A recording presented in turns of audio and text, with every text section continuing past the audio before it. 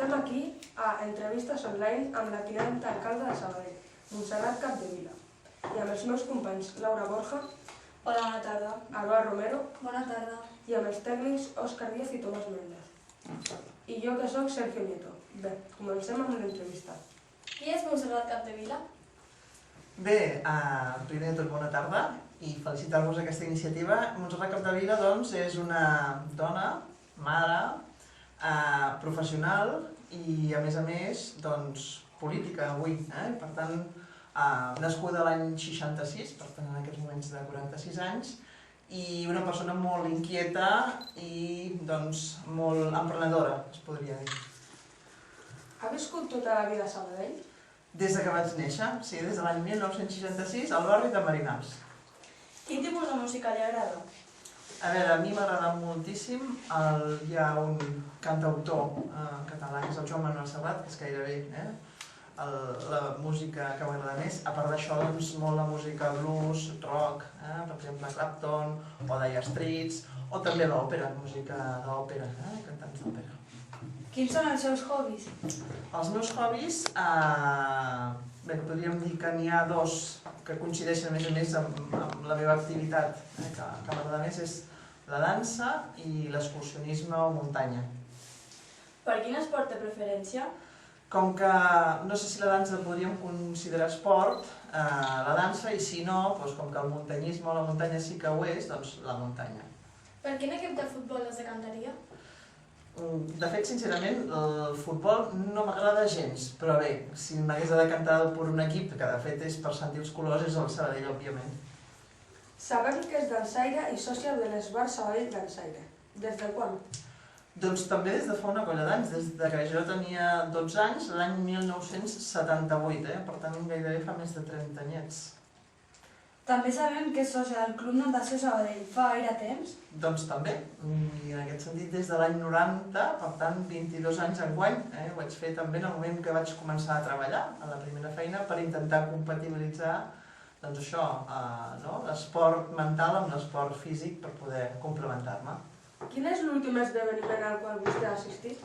Bé, l'últim esdeveniment de fet ha estat aquest cap de setmana, la Fira Medievàlia, per exemple, o bé, doncs mira, la ballada número 1000 de l'Esbar Sabadell Dansaire, que va ser també aquest diumenge. En el seu entorn familiar, gaudeix de la família com vostè voldria o creu que aquesta feina li treu massa de temps de la família?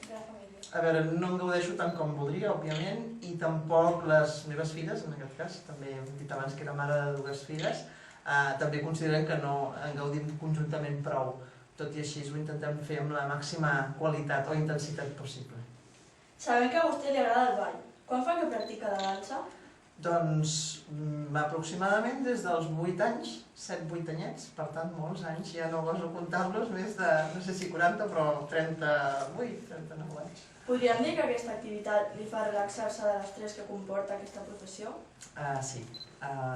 Quan ballo, sigui qualsevol de les modalitats de dansa, sigui clàssica, que és la que vaig començar, com dansa espanyola, dansa contemporània, dansa catalana, em sento feliç i per tant és un espai de complementarietat i per tant de fugir de l'estrès.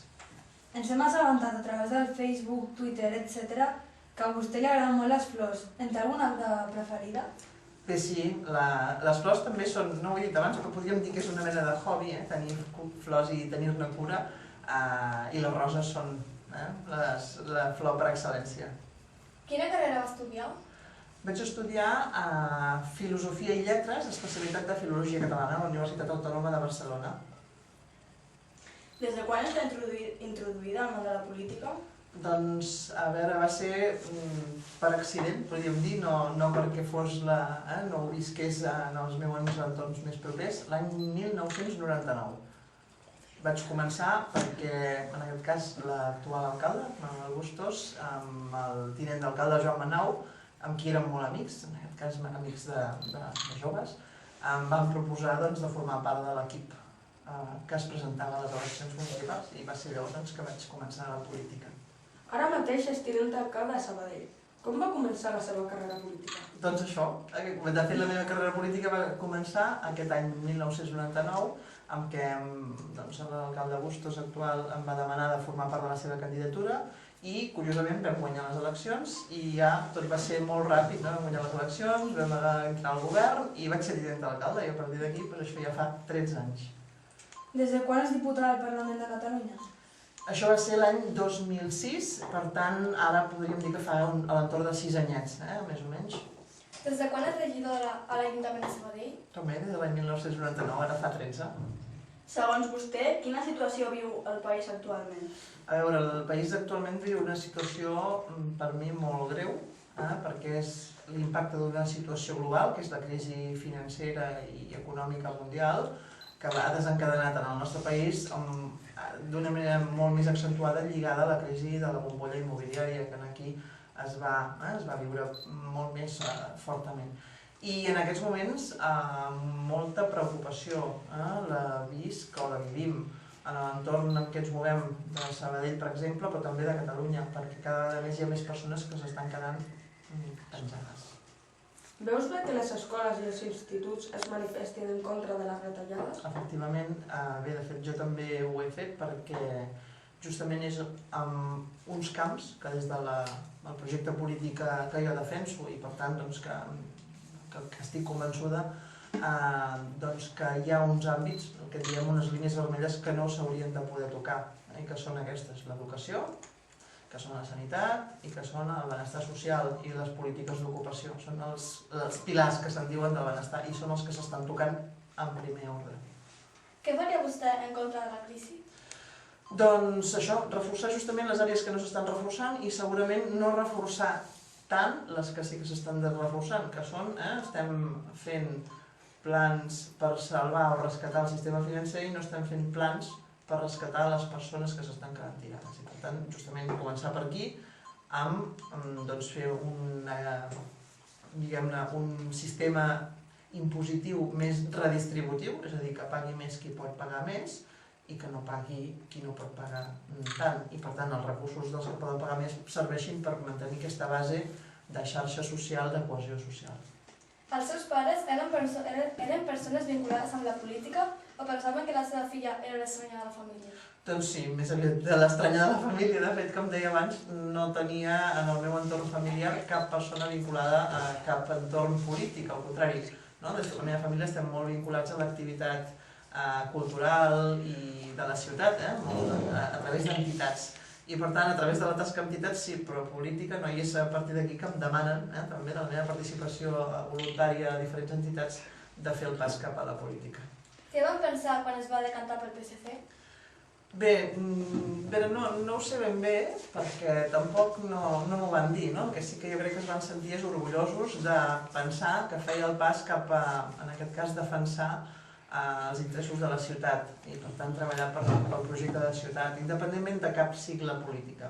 Per tant, la sigla en aquest cas va ser com en segon terme, no el primer pensament. Què va sentir en la seva primera intervenció al Parlament de Catalunya? Diverses coses. Una emoció, perquè no deixa de ser un exercici emotiu, veure que estàs parlant davant del país o en representació dels ciutadans de Catalunya. Emoció, però també molta responsabilitat, el sentiment de responsabilitat, el que allà estava dient, la transcendència i la importància i la rellevància que acaba tenint. Què en pensa del projecte d'Eurovegas? A veure, aquest projecte d'Eurovegas és molt controvertit. Des del PSC tenim una posició potser no clara amb un sí o no clara amb un no. I jo en aquest sentit, a mi em correspon o estic especialitzada específicament a l'àmbit industrial. Per tant, no és un projecte que des de la meva perspectiva cregui molt, però ara bé, en aquests moments de crisi tan greu i tan profunda en què les persones necessiten llocs de treball, no es pot desestimar cap oportunitat de crear llocs de treball.